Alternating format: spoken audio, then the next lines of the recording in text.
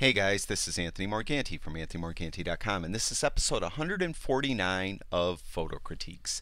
And in this episode, I'm pleased to critique the work of Ryan Lund. And Ryan sent me in some nice images. This first one is a bicycle riding through the scene, and Ryan is panning. So he's keeping his camera focused and on the guy, and he's panning his camera right to left as the guy rides through the scene. Now the effect you're going to get when you do this, of course, is the background's going to get blurred out and hopefully your subject is in perfect focus. Now in this case, this guy looks like he's going relatively slow through the scene, so the background isn't that blurry. As far as the composition itself is, I think this was a shot of opportunity. Ryan, I think, happened to be here and he saw this guy riding through the scene and he decided to do a panning shot of him. And the background isn't very attractive. We have this chain link like fence coming through here, which is obscuring part of the image. So it's not really a very compelling scene. If you really are into doing this, find yourself a nice park setting or something maybe with water around where a bike path goes by, and plant yourself in a certain area where you'd get a nice background as a bike comes through the scene, and then you could pan as the bike goes through the scene and get this nice background. Now in this case, as I mentioned, I think this was more a shot of opportunity. It takes a little practice to get this right. A couple things here is disregarding the busy scene is the bike is like left of center and the man is moving right to left. In that case, we always want him moving into the larger part of the frame. So we want him right of center. So if you could have took this a little earlier and he was over here in the frame, so he's riding into the larger part of the frame.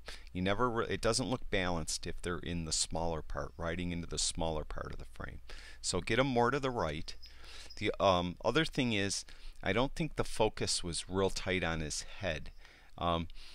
His coat looks pretty well in focus, but he's not very well in focus here, and it was a real shallow aperture, a real wide aperture, so it had real shallow depth of field, so it was f of 4. So we really have to be really extra careful of the focus and focus on his eyes. So move him back, be careful to focus on his eyes. And finally, in the processing, it's really dark. You see there's no detail at all in his pants here. Let's see, you can see how the histogram's all built up over the left side of the frame, and then when I hover over this, that's where we're clipping black. So all that black, there's no detail at all. That's just clipped black. So you could come in here and you could, bring shadows up, and that would help. So we got some more details in his pants now. At least we could see like the wrinkles in his jeans and stuff like that. So that's it. I would say, be careful of your black points and make sure it's not too dark, because especially if you're ever going to print things that are too dark, it's just a big black blotch of ink on the paper. It just doesn't look right. Have them, if you're panning or whatever, have them, or anything that's moving through the frame. Even if you're not panning, if you're just shooting straight ahead and people are walking down the sidewalk, don't have them walking towards right to left and have them standing over here. You want them over here somewhere, walking into the larger part of the frame. If a bird's flying across the sky, you want them flying into the larger part of a frame. Even if a parrot is sitting on a stick and its head is turned and it's looking sideways, you want it looking into the larger part of the frame. This very interesting bench. It's got very weathered look to it. The scene itself though isn't overly exciting. I mean, we got just some trees and kind of a park, I guess, but the weather, the light isn't super great. Sky isn't super interesting. I think what would set this free is if we had the sun behind these trees and it was backlit, giving some more golden light. So if this scene compels you, I would say go back to it at different times of the day, different weather and cloud conditions, and get some different types of shots and see what you could come up with. Whereas this, as I mentioned, the bench is kind of compelling. It's really weathered wood and relatively interesting, but the rest of the scene isn't, and the light is really flat. fire is remember, fire is obviously the opposite of water in many ways, right? And when we photograph water, we like to use a real long shutter speed to blur the water and get that kind of milky look to it. Fire is the opposite. When we photograph fire, we want a really fast shutter speed, and we really want to freeze the flames. We don't like the blurry flames usually when we take a photograph of a fireplace or any type of fire. So in this case here, the light was ultra low. Ryan already had the ISO up to 5,000 in his aperture, all the way to 2.0, just probably as wide as it could go, and is at 1/60th of a second. We still have some weird misreporting here. We have this 0.0 millimeter at f0, so I don't know what that's all about. Maybe none of these numbers are accurate. That's what I'm getting at.